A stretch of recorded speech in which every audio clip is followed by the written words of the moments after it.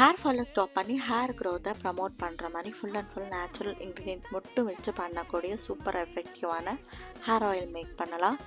Single petal or multiple petal இருக்கக்கூடிய hibiscus flower and அந்த லீஃபையுமே எடுத்துக்கலாம்.